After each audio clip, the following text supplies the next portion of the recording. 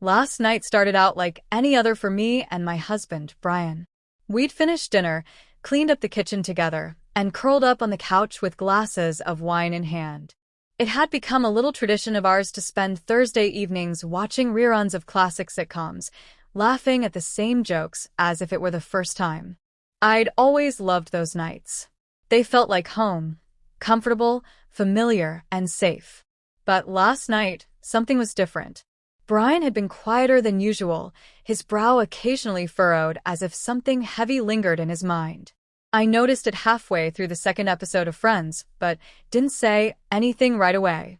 He reached over and gently held my hand, his fingers cool against my warm skin, and looked at me with those thoughtful hazel eyes that first drew me in over a decade ago. "Amy," he began, his voice low but steady. "Can we talk?" There was a seriousness in his tone that made me sit up straight.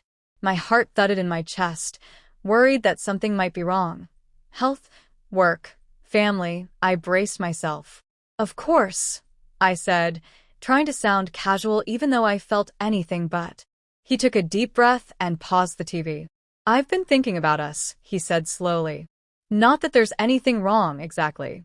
I love you more than ever. But I've realized something. I've been holding back." I blinked, unsure what he meant. Brian had always been one of the most emotionally open men I'd known, sweet, attentive, communicative. If there were walls up, he'd never shown them before. "What do you mean holding back?" I asked, shifting to face him more fully. His hand tightened around mine. "I've always tried to be the man I thought you wanted," he confessed. "Strong, steady, reliable. But there's something I've wanted to share with you for a while. Something important to me. I just never knew how." I leaned in closer, my heart now pounding for a different reason. Curiosity. "Brian, you can tell me anything. You know that, right?" He nodded, then let go of my hand and stood up. He paced a little, then turned toward me again. "I want us to do something different.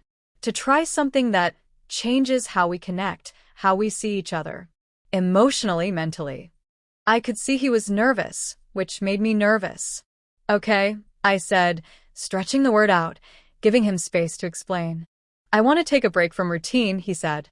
"I want us to have a night where we strip away everything familiar. No habits, no expectations. Just us being honest, truly honest, about who we are, what we feel, what we want." I sat quietly, letting his words sink in. It wasn't a bad request. In fact, it sounded like something a therapist might suggest to reignite connection. But the way he said it made it feel like more. "Are you saying you want us to role-play, or something?" I asked, half joking, trying to lighten the air. He laughed, but it was short. "Not quite. I want to tell you things I've never said. And I want you to do the same. No judgments. Just truth." He looked at me, and for the first time in a long while, I saw a hint of fear in his eyes. Vulnerability. That alone tugged at my heart. I nodded slowly. "Okay, let's do it." We turned off the TV, set down our wine glasses, and sat facing each other on the couch like two strangers meeting again. Brian started. "When we first met," he began, "I was terrified you were out of my league. You were smart, confident, and so full of life. I felt like a guy from a small town trying to keep up. But I wanted to be worthy of you." I smiled, touched. "I thought the same about you," I admitted. "I thought you were this gentle, grounded guy who had it all figured out. I was scared I'd mess it up." He grinned and leaned forward, encouraged. "There's more," he said. "Over the years, I've felt like I had to always be the rock, the strong one. But there were so many moments I was just as scared, just as confused.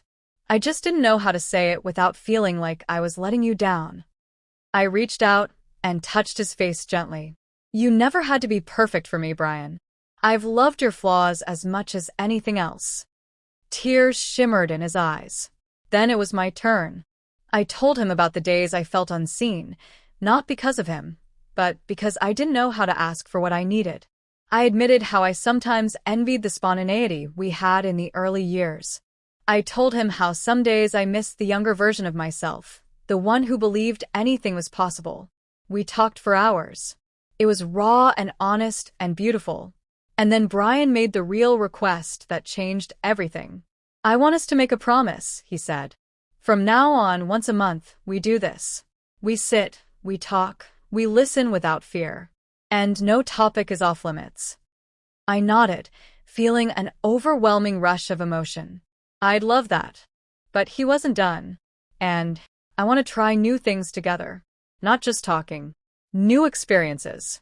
Whether it's a class, a trip, dancing in the kitchen, or learning something strange and wonderful. I don't want to be a couple that fades into routine. I want us to grow until we're old and gray and still surprising each other." That's when I cried.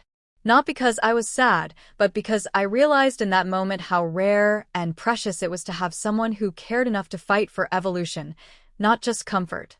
We held each other for a long time. Later, we put on music, slow, old jazz tunes, and danced barefoot on the hardwood floor. The rest of the night felt like a dream.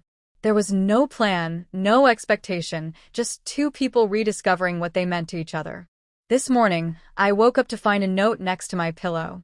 In Brian's handwriting it read, "Thank you for last night. You gave me more than you'll ever know." I tucked it into my journal, smiling like a teenager in love for the first time. Everything feels different now. Not because the world changed, but because we did. Together.